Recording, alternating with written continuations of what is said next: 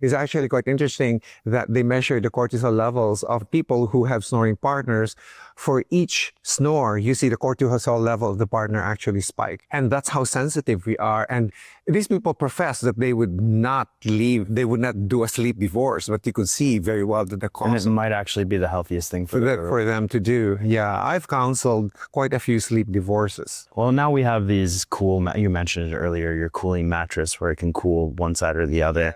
That doesn't fix your snoring problem, but it helps a little. Yeah, well, especially when your body tends to run hot. During the first hour of your sleep, your growth hormone rises. You can piggyback growth hormone in there if you're not producing anymore.